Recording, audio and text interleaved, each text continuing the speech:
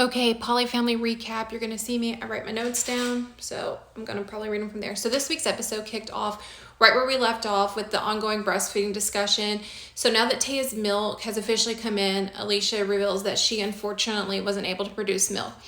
So while this might seem like a minor moment, it highlights some deeper themes of comparison and emotional weight among the women, and I'll get to that more here shortly. So the core of this episode, however, centered around Tyler and Sean's emotions and their different ways of expressing them. So Taya pointed out that Tyler tends to be more outwardly emotional while Sean internalizes things, which is evident in how Sean continues to wrestle with the fallout from finding out Quentin's blood type via text. So Sean's reaction to the paternity issue is still simmering. He admitted to Googling the blood type information to confirm that he could not be Quentin's biological father. While he framed this as looking for clarity, it came across more like an attempt to validate his anger instead of taking accountability. It's almost as if Sean needs someone to blame, anyone but himself. And he's increasingly being portrayed as someone who thrives on conflict. So while his emotional baggage and defensiveness, it seems like the paternity drama might just be the tip of the iceberg when it comes to challenges threatening the unity of this family. So Alicia revealed that she was with Sean when the infamous text came through, and he said nothing to her about it. That silence speaks volumes. Alicia opened up about craving a deeper connection with Sean, one she feels she's not getting.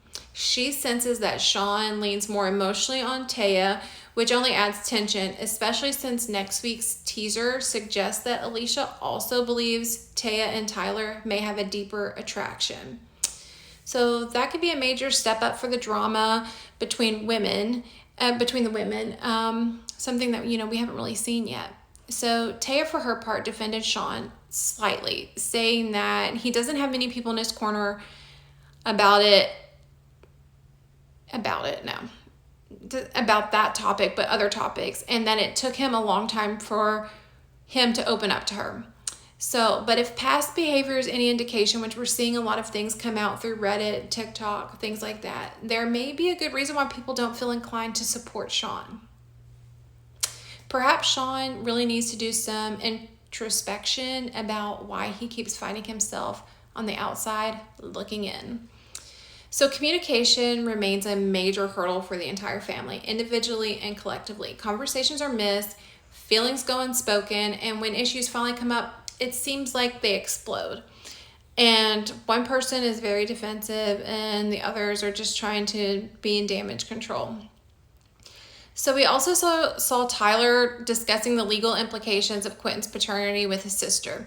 They plan to consult an attorney in the next episode, which should shed more light on how this may affect custody or guardianship issues if the family were to split.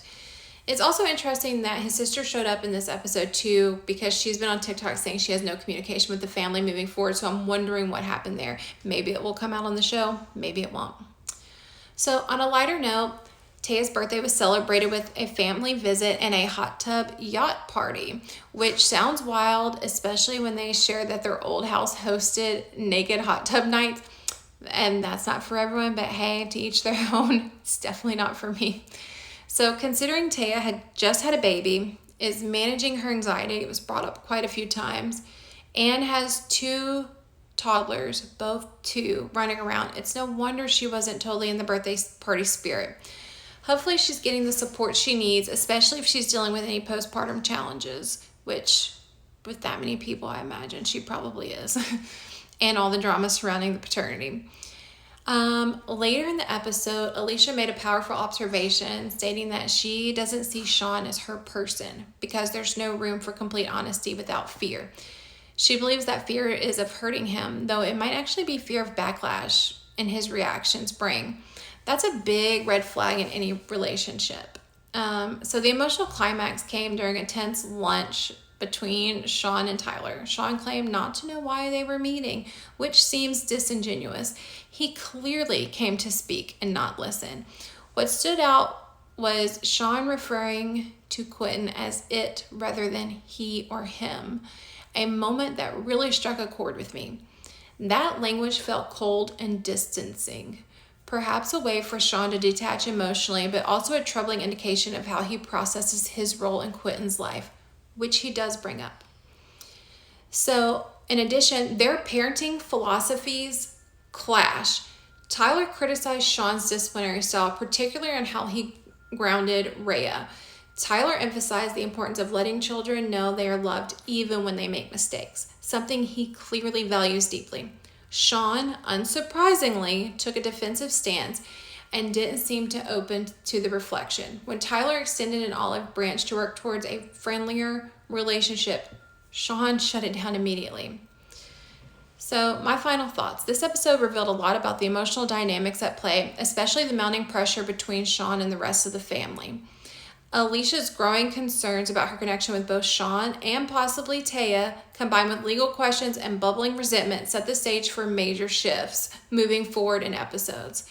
And if this next week's sneak peek is any indication, we're heading into some serious emotional turbulence between the women. So what did you think? Are Sean's reactions justified, or is he sabotaging the family's chances at true connection? I'd love to know.